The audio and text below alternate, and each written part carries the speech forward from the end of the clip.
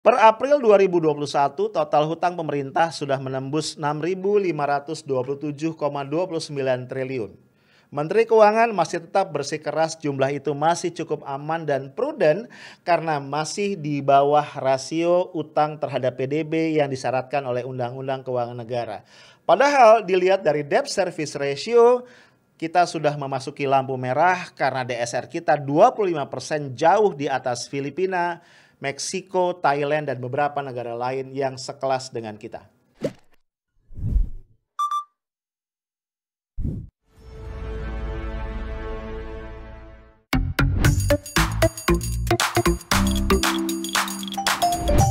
Halo guys, ketemu lagi kita. Hari ini Sabtu 12 Juni 2021 ya. Nongkrong lagi kita di Coffee Break edisi weekend ya. Gimana nih setengah hari weekend lo? Semoga apapun yang lo lakukan ya itu bisa memberikan kebahagiaan sama lo semua ya. Lo bisa rilis beban-beban lo minggu lalu, bisa segar kembali, bisa fresh ya. Mungkin lu jalan sama keluarga, mungkin nongkrong sama teman-teman, atau bahkan mungkin lu sekedar nambahin jam mager lu ya, jam leyeh-leyeh di atas kasur. Apapun itu ya, semoga everything is okay ya, bikin lu fun kembali. Amin. Nah bro, tadi pagi waktu gua menikmati secangkir teh, karena gua nggak suka kopi ya, gua baru baca satu berita yang bikin gua geleng-geleng lagi ya. Kira-kira isi beritanya adalah Bank Dunia baru saja menyetujui pembiayaan atau financing sebesar 400 juta US dollar untuk Indonesia. Kalau kita rupiahkan dengan kurs 14.000 itu kira-kira 5,6 triliun. Ya, untuk apa nih pembiayaannya? Untuk mengatasi vulnerability atau kerentanan sektor keuangan Indonesia. Mungkin lu bingung ya sama kalimat gua aja bingung. Jadi pas gue baca beritanya, gue nggak terlalu ngerti sebenarnya itu utang baru itu buat apa ya. Tapi kalau gue tangkap samar-samar, intinya itu untuk memperbaiki lah ya kualitas sektor keuangan kita sehingga bisa diakses oleh lebih banyak orang yang membutuhkan. Ya banyak juga orang ya yang masih mengalami kesulitan ya untuk mengakses sumber-sumber keuangan. Nah kira-kira itu termasuk memperbaiki kebijakan, memperbaiki prosedur dan segala macam. Itu butuh 5,6 triliun. Nah kalau gue baca beritanya lebih lanjut bro, itu gue nangkep kayaknya tone-nya ini bukan hibah, bukan grant ya, tapi adalah utang. Kan ya gitu ya, kalau sumber keuangan dari luar itu kan alternatifnya cuma dua ya. Kalau nggak grant ya utang. Nah ini kayaknya bukan grant nih, ini adalah utang. Disitulah gue sadar ya, memang penguasa ya, rejim itu sering kali menggunakan bahasa-bahasa, kalau dulu tuh namanya eufemisme ya. Eufemisme itu penghalusan supaya sesuatu yang sebenarnya tidak positif jadi terkesan positif, sesuatu yang sebenarnya tanda kutip ya menakutkan itu jadi terkesan menyenangkan atau baik-baik aja. Iya kan? Bank Dunia menyepakati pembiayaan baru sebesar 400 juta US dollar. Harusnya bahasanya adalah Indonesia menambah utang baru sebesar 400 juta US dollar atau 5,6 triliun dari Bank Dunia. Beda kan ya tone-nya ya, beda. Lah bro, kenapa ini jadi concern gua ya? Karena gua mikir ya, ini kenapa ya? Pemerintah nih kayaknya udah nggak punya akal lain lagi ya. Selalu aja kalau ada kebutuhan apapun itu utang, utang, utang, utang. Kalau nggak utang naikin pajak. Seolah-olah nggak ada cara lain. Ya, nah gue pengen bahas itu sama lo semua ya. Agak sorry juga nih ya kalau podcast kali ini banyak data ya. Gue pengen ngajak kita ngelihat dengan jernih ya, apa adanya ya, nggak pakai prasangka macam-macam. Nah bro, dari beberapa data yang gue bisa cari dan gue analisis secara sederhana ya, per April 2021 total utang pemerintah itu sudah 6.527,29 triliun. Gila ya. Ini berarti mengalami peningkatan sebesar 82,22 triliun dibandingkan bulan Maret ya. Satu bulan tuh nambah 82,22 T. Di bulan Maret itu baru 6.445,07 T. Gede banget ya. Nah di berbagai kesempatan Menteri Keuangan terbaik ya, gua nggak tahu terbaik apa terbalik. Sri Mulyani menegaskan utang kita ini walaupun terus meningkat tapi masih aman dan relatif prudent katanya gitu ya. Prudent itu berhati-hati. Kok dia bisa bilang gitu? Rupanya Sri Mulyani pakai standar yang disebut sebagai rasio utang terhadap PDB. PDB itu produk domestik bruto. Memang kalau kita hitung ya, rasio utang kita terhadap PDB itu masih di angka 41,18%. Ini masih di bawah batasan yang ada di Undang-Undang Keuangan Negara sebesar 60%. Di samping itu kata Sri Mulyani, angka ini masih di bawah rasio utang dari beberapa negara maju, Amerika Serikat, Jepang, negara-negara Eropa Barat dan sebagainya. Disinilah gua geleng-geleng ya. Ini Mbak Sri ini pura-pura tidak tahu atau sengaja membuat kita terkelabui ya. Gua nggak tahu yang mana yang benar. Kenapa? Karena satu ya, kayaknya untuk negara seperti Indonesia yang kelasnya masuk menengah bawah dari sisi pendapatan, itu nggak bisa dibandingin dengan Amerika, Jepang, dan segala macam. Betul mereka utangnya tinggi banget ya. Tapi satu, sebagian besar utang mereka itu dilakukan terhadap rakyatnya sendiri. Jadi pemerintah nerbitin surat berharga dibeli oleh masyarakatnya sendiri. Itu satu. Yang kedua, kemampuan mereka bayar utang itu tinggi. Betul rasio utang mereka terhadap PDB lebih tinggi dari kita. Tapi rasio utang terhadap PDB cuman bilang seberapa besar utang lu. Dia nggak ngukur seberapa mampu lu bayar. Ya, kalau kita mau bicara seberapa mampu kita bayar, rasio yang lebih pas adalah DSR, Debt Service Ratio. Rasio dari bunga dan cicilan utang lu per ekspor lu setiap tahun. Ya, nah kalau kita lihat, ya, DSR kita ini udah mendekati merah ya. Kalau kita compare negara-negara yang relatifly sekelas dengan kita. Misalnya gini ya, DSR kita itu sekitar bulan Februari Maret itu sudah di angka 25%. Lu bandingin misalnya dengan Filipina yang cuma 9,7%, lalu ada lagi Thailand ya, Thailand itu 8%, kemudian Meksiko 12,30%. Jadi kita udah tinggi banget bro ya, udah tinggi banget, dahsyat ini. Jadi kalau Sri Mulyani masih bilang ini cukup baik, prudent segala macam, gue cuman bilang omong kosong. Nah bro, untuk lebih paham jeroan dari utang kita yang 6.527,29 T tadi, gue ajak lu ngeliat ya sedikit komposisinya kayak apa. Kita lihat nih, dari jumlah tadi ternyata dari pinjaman itu hanya 13,26% ya, berarti 865,4 T. Kemudian yang lebih besar ya berarti adalah sekitar berapa itu, 86% lebih ya, itu dari SBN, surat berharga negara itu 5.661,4 T. Ya, jadi pinjamannya lebih kecil dari SBN. Kalau kita lihat pinjaman bro, ini ternyata sebagian besar adalah pinjaman luar negeri ya, sebesar 853,42 T. Dalam negerinya cuma 12,32 T. Nah, pinjaman luar negerinya dibagi lagi nih ya. Ada pinjaman kita dengan satu negara lain berarti bilateral yaitu 328,59 T. Lalu ada yang multilateral, misalnya dari World Bank, dari IMF, dari Islamic Development Bank dan sebagainya. Itu 480,81 triliun. Nah, sekarang kita lihat ya. Tadi yang surat berharga negara, SBN. SBN itu ternyata ada dalam mata uang rupiah, ada dalam falas ya. Yang dalam falas, kita lihat yang dalam rupiah itu memang lebih besar ya. 4.392,96 T, sisanya berarti dalam falas. Nah, yang menarik lagi, masing-masing baik rupiah maupun falas itu dibagi lagi ya. Ada yang bentuknya adalah SUN, surat utang negara. Ini berarti konvensional ya, pakai bunga. Ada juga yang dalam bentuk SBSN, surat berharga syariah negara. Ya, ini yang SUN lebih gede ya proporsinya daripada yang SBSN. Nah, bro, itu kira-kira gambaran dari struktur hutang kita. Jadi sekali lagi, kalau tetap menteri bilang ya, Menteri Keuangan terbaik atau terbalik itu bilang aman, prudent, gua nggak percaya. Gua nggak tahu lu percaya apa enggak. Nah, tadi gua bilang persoalan buat gue adalah kenapa pemerintah ini nggak kreatif ya. Mikirnya cuma utang. Kurang utang.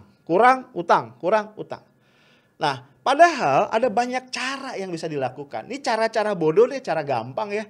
Kalau lu sedang mengalami pendapatan yang turun ya, apapun sebabnya ya, maka salah satu solusi yang harus dilakukan adalah efisiensi. Iya nggak sih? Ya gimana juga. Kan jangan pernah besar pasak daripada tiang kan. Jadi bayangan gua nih ya, project-project infrastruktur itu akan reschedule ya, akan dihentikan sementara. Kita lupakan dulu impian membangun bandara baru dan segala macam. Ya supaya apa? Supaya anggaran yang terbatas itu bisa fokus. Ya kalau gua bayangin satu untuk pemulihan satu itu untuk menangani persoalan kesehatan yang berkaitan dengan COVID-19 ini pertama ya. Ya secara Pak Jokowi berkali-kali bilang ya, keselamatan rakyat adalah hukum tertinggi. Salus populis suprema lex kan gitu kan. Berarti fokus pertama adalah mengatasi COVID-19. Terus yang kedua adalah mengatasi dampak ekonomi terutama bagi kelompok-kelompok masyarakat yang paling rentan. Kalau bahasa gampangnya tanda kutip ngasih makan rakyat, itu yang kedua. Nah yang ketiga menurut gua adalah menggenjot sektor-sektor primer. Misalnya apa? Pertanian. Nah yang namanya infrastruktur, ya bikin bandara segala macam, apalagi pindah ibu kota menurut gua sama sekali tidak menemukan urgensinya. Nah, di samping itu bro, ya kita juga perlu melakukan apa? Disisir tuh ya anggaran-anggaran setiap departemen, kementerian segala macam untuk ngecek ada inefisiensi nggak. Nah, dalam konteks inilah kemudian gua kaget ya. Gua menemukan satu video ya. Ini adalah video rekaman dari rapat dengar pendapat Menteri SDM dan jajarannya bersama DPR RI. Ya ini gua kutip nih, gua potong satu bagian pendek dari apa ya, bukan curhat ya, dari teguran keras seorang anggota DPR RI dari fraksi Partai Amanat Nasional kepada Menteri SDM tentang inefisiensi yang dia temukan. Kita lihat dulu ya videonya. Saya kadang-kadang nangis lihat anggaran 2021 Kementerian SDM. 287 miliar hanya untuk bikin kebijakan, bikin rekomendasi, bikin studi, itu nggak ada gunanya Pak untuk rakyat. Karena saya pernah minta di ruangan ini, mana hasil studi yang tahun-tahun sebelumnya. Saya kan di Komisi 7 dulu, saya bandingkan, saya bongkar kemarin file, saya jajarin semua. Itu redahan dan berulang-ulang. Ya, contohnya untuk membuat permen menteri saja, ya di sini nanti saya serahkan sama bapak-bapak teliti. Untuk membuat permen menteri masa perlu 4 miliar, 4,8 miliar, ya 4,9 miliar untuk membuat draft Kepmen kewilayahan subsektor mineral dan batu bara. Kalau baru mau bikin sekarang, ada lagi juga rekomendasi pemanfaatan batu bara dan BBM untuk pembangkit tenaga listrik. Kalau baru mau bikin rekomendasi sekarang, selama ini Kementerian SDM kerjanya apa ya? Gak ada kerjanya, semua baru mau dibuat studi, baru mau dibuat kebijakan, baru mau dibuat rekomendasi. Nangis saya Pak lihat ini. Di mana hati nurani bapak-bapak dan ibu-ibu di Kementerian SDM? Saya tahu pekerjaan gini nih nggak bisa diperiksa oleh KPK, nggak bisa diperiksa oleh BPK. Karena intangible, gak kelihatan. Tapi bapak-bapak nggak punya hati semuanya. Ya, saya serahkan nanti ke Pak Menteri, saya sudah rekap Pak, 2021 287 miliar hanya untuk bikin, Bapak bikin Kepmen aja 4,9 miliar, satu Kepmen. Malah saya minta dalam kesimpulan rapat disebutkan, setiap rapat saya minta paparan dari studi dan kebijakan rekomendasi yang sudah dibiayai oleh uang negara. Lu bayangin bro, ya ibu anggota dewan tadi menemukan bahwa ya itu selama tahun 2021 aja atau 2020 ya, 2020 kalau nggak salah, dia menemukan ada dana yang dialokasikan 287 miliar sekedar untuk membuat kebijakan. Ya, jadi studi apa untuk bikin peraturan menteri, studi apa lagi untuk bikin ketentuan apa, studi apa lagi untuk bikin rekomendasi apa. Itu ketika dia kumpulkan 287 miliar. Dan yang lebih parah lagi bro ya, setelah dia teliti dan dia telisik, ternyata banyak sekali studi ya yang satu dengan yang lain itu redundant. Ya, tumpang tindih dan gak pernah jelas hasilnya apa. Ya, sampai-sampai dia bilang, dia nuntut nih ya, dia minta dimasukkan ke dalam apa? Kesimpulan rapat bahwa mulai saat ini setiap ada studi ya dari kementerian-kementerian yang merupakan mitra dari Komisi 7 tadi itu harus dipresentasikan di depan dewan. Disitulah gue bisa memahami ya kekesalan ya, gimana ibu anggota dewan tadi upset banget. Ya lu bayangin aja 287 M itu buat studi dan studinya ternyata setelah dicek isinya tumpang tindih satu dengan yang lain. Bro, disinilah kemudian kita jadinya geleng-geleng kepala ya. Tadi Ibu anggota Dewan mengatakan berkali-kali, ini Bapak dan jajaran nggak punya hati. Kayaknya itu mewakili kita semua ya. Ya lu bayangin aja pada satu sisi jumlah orang miskin bertambah, begitu banyak orang ya menjadi pengangguran, nggak tahu lagi hidup besok kayak apa ya. Pada sisi yang lain kemudian kita lihat anggota Dewan masih tega memboroskan anggaran untuk hal-hal yang kita nggak tahu urgensinya apa. Ya di sisi yang lain lagi ya kita lihat Menteri Keuangan jungkir balik untuk cari tambahan utang baru. Ya untuk menambal defisit anggaran kita yang begitu parah. Nah disinilah maka pertanyaannya kembali ya. Sebenarnya ini pemerintah ini bekerja untuk siapa? Dan disitulah akhirnya gua sadar teori yang gua pelajari bertahun-tahun tentang agency problem itu benar adanya. Ini negara nih ya. Kalau kita ibaratkan negara ini perusahaan, prinsipal atau pemiliknya siapa? Rakyat kan? Karena kita negara republik. Ya kita negara republik, kita negara demokrasi, prinsipalnya kita. Tapi kan rakyat itu tidak dilibatkan dalam proses pengelolaan negara sehari-hari. Gitu kan? Kita nggak dilibatkan di situ. Akhirnya kita menunjuk agent, makanya ada principal agent. Ya, agentnya siapa? Para penyelenggara negara, pemerintah, eksekutif, legislatif, yudikatif itu agent kita ya untuk melaksanakan negara ini, menyelenggarakan negara untuk mencapai tujuannya. Tujuannya apa? Yang kita amanahkan kepada mereka, kepada pemerintah. Melindungi segenap bangsa dan seluruh tumpah darah, memajukan kesejahteraan umum. Itu tujuannya. Sebagian dari tujuannya.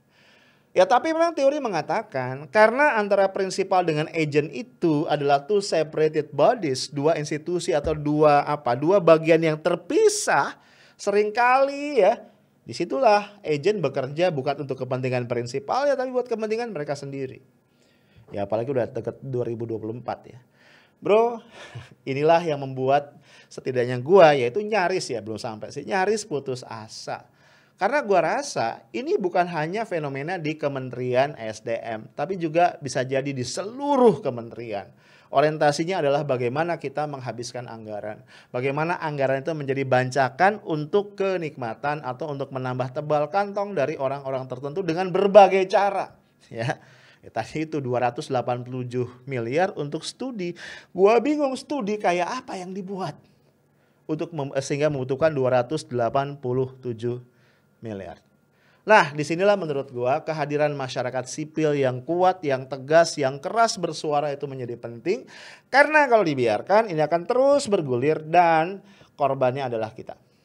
Ya, again bro, sekali lagi ya, negara ini ya punya kita semua, punya lu, punya gua, bukan punya pemerintah, ya, bukan punya anggota dewan, bukan punya menteri dan punya para dirjen, bukan, ya, bukan punya para konglomerat, bukan punya para taipan, tapi punya kita. Jadi kita yang paling bertanggung jawab untuk menyelamatkan uang negara. Apalagi lu tahu ya, ini saat pesta pora sudah dimulai karena KPK sudah dilemahkan. Itu aja dari gua, saya Smart and Professional. Assalamualaikum warahmatullahi wabarakatuh.